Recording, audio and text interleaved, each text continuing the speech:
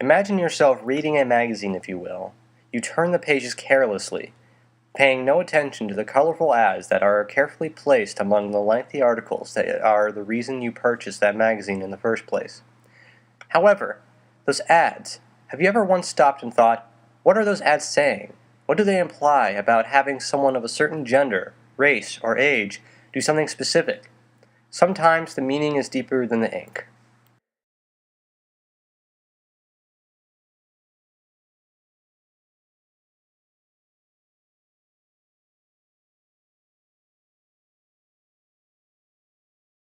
Hello, my name is Jeffrey Cook.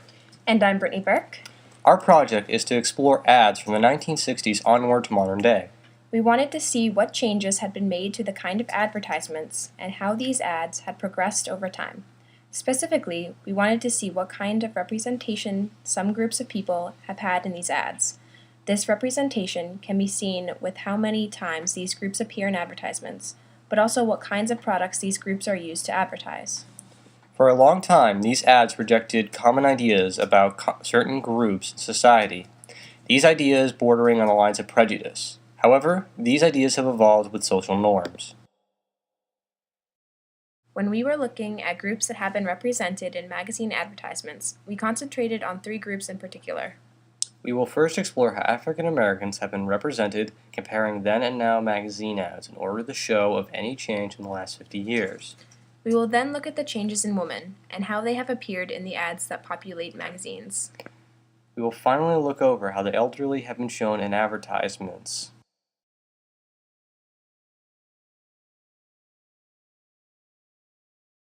When Jeffrey and I were looking for magazine advertisements from the past that featured African Americans, many of the pictures we found were smoking advertisements.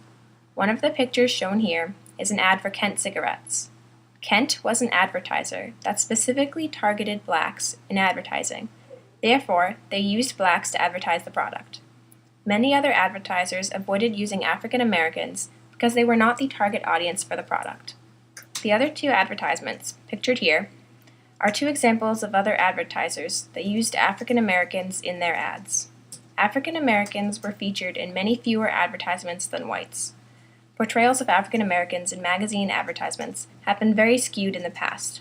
According to a study by Ronald Humphrey and Howard Schuman, 75% of blacks were represented as low-skilled laborers such as cooks, servants, and porters, and 62% of African Americans were portrayed as being in subordinate relationships with whites.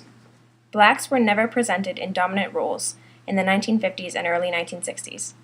Between the 1960s and the 1980s, there was a dramatic shift in the portrayals of African Americans in magazine advertisements.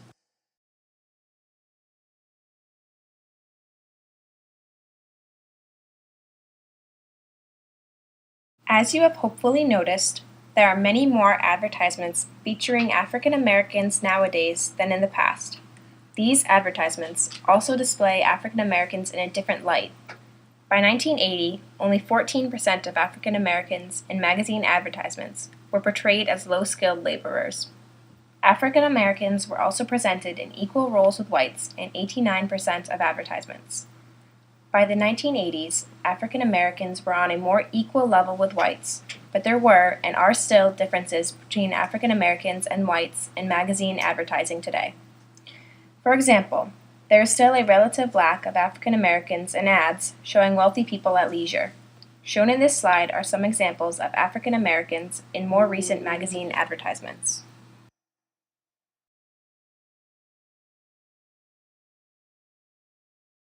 In the early years, from the 1960s to the 1970s, there were many common trends. The trends were mainly subjective when it came to common traits that were expressed from these magazine ads. These traits portrayed that women are dependent and needs men's protection, and that men regard women primarily as sex objects. They are not interested in women as people, Wagner and Banos.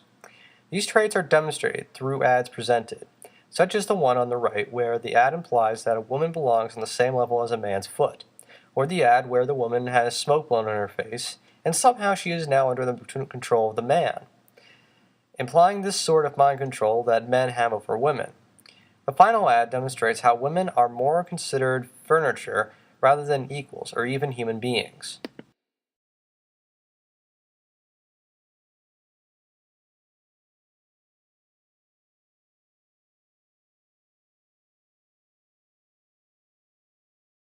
In more modern advertisements, some of these ads are still around.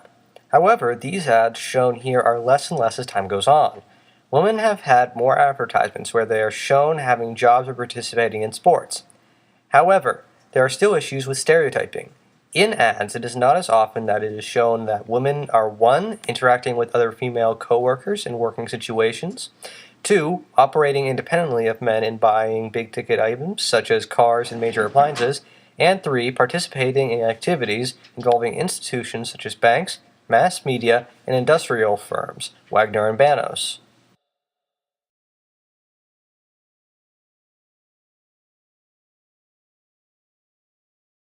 In the past, the elderly have been very underrepresented in many types of advertising, especially magazine advertising.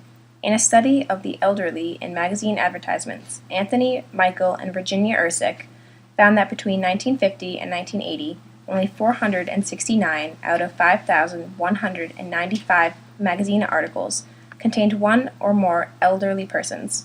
In 1950, only 54 magazines of all the magazines studied contained an elderly person, but by 1980, 91 ads contained an elderly person.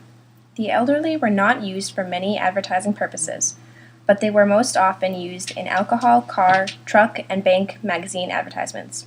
Pictured here are some examples of the elderly in advertisements for medical products.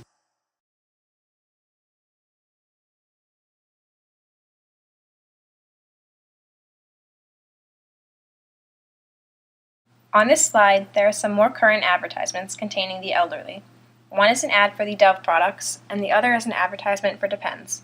Seeing the elderly in advertisements for brands that manufacture beauty products, such as Dove, is relatively new to our society.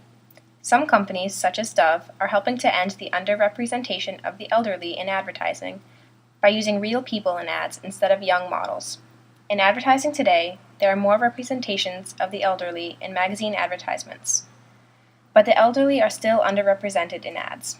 A study by Robert T. Peterson in 1992 found that out of the 215 magazine advertisements aimed at the general public, only 11 contained a person age 65 or older, but out of 99 ads specifically aimed at persons age 45 or older, 32 ads, or 33%, contained an elderly person.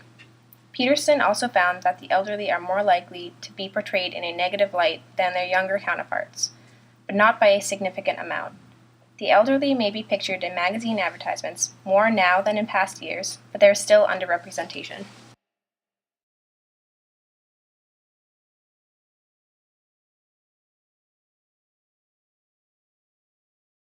Over time, the representations of each group of people have changed.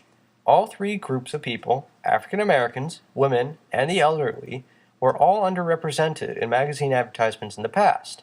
Over time, this has changed. There are more advertisements that utilize these groups of people to sell products. This change in representation can be attributed to many things, including the evolution of social norms over time. People have created a new era where the representation of people are becoming more accurate and more equal. Thank you for watching our video. Now, please leave a comment below. This is so that Professor McCormick knows that you watched the video. The comments do not need to be any longer than a paragraph. Thank you very much.